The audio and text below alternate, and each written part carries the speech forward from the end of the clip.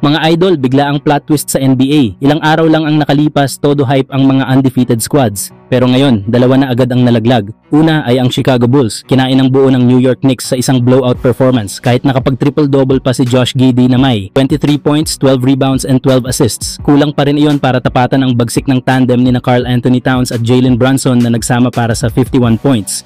Ramdam din ang malaking kawalan ng Bulls matapos ma-sideline si Ayo Dosunmu dahil sa quad contusion. Iba talaga ang epekto ng pagkawala niya sa backcourt flow ng Chicago. Samantala, ang San Antonio Spurs, tinulak din palabas ng undefeated lane matapos tambakan ng Phoenix Suns. Hindi kinaya ng Spurs ang firepower ng Suns lalo na si Devin Booker na nag-deliver ng dominant double-double performance, 28 points and 13 assists. Off-night din si Victor Wembanyama ngayong game, nagtala lang ng 9 na puntos, 9 na rebounds at 2 assists. Kaya hirap ang Spurs na makasabay sa opensa ng Phoenix Suns. Dahil dyan, tanging ang defending champion na OKC Thunder na lang ang natitirang undefeated team ngayong season, hawak ang malinis na 7-0 record. Solid ang pagbibigay din nila na champion mentality talaga, walang preno, walang pahinga, lahat ng kalaban sinasalubong ng intensity.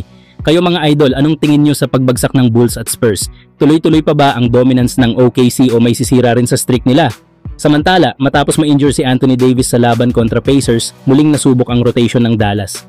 Alam naman natin, mas pinaboran ng koponan si Cooper Flagg bilang primary point guard para i-respect ang request ni Davis na manatili sa power forward role. Si D'Lo, ginawang bench leader para sa second unit, pero hindi naging maganda ang resulta. Sunod-sunod ang talo at kitang-kita na hindi gumagana ang experiment. Pero nung ibalik muna si D'Angelo Russell bilang starting point guard, biglang nagbago ang ihip ng hangin. May mga panalo agad ang Dallas kahit minsan nadadapa pa rin. Hanggang sa nagka-injury nga si AD. At kahapon, laban sa Detroit Pistons, kahit ibinalik ulit sa bench si DLO, pinakita niya na handa siyang ibalik ang kontrol. Sa loob ng 29 na minuto, nag-deliver si D'Lo ng 31 points, 7 rebounds at 3 assists, halimaw na performance.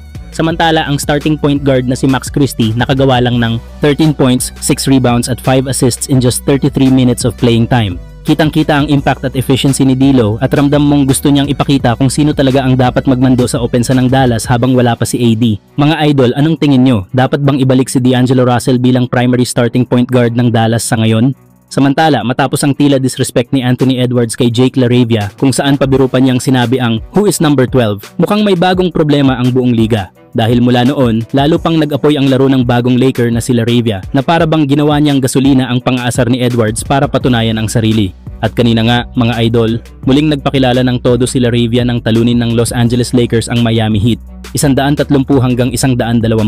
Dominante at walang takot ang naging galaw niya, nagtapos ng 25 points, 8 rebounds at 3 assists. Ang energy niya sa court, ramdam sa bawat possession, kumakagat sa depensa, pumapasok ang mga crucial shots, at mas lalong nagbo-boost sa opensa ng Lakers. Simula nung sinabi ni Edwards ang linyang yon, parang lumabas ang bagong version ni LaRavia. Mas agresibo, mas kumpiyansa, at tila may personal mission na iparamdam sa buong NBA kung sino nga ba si number 12.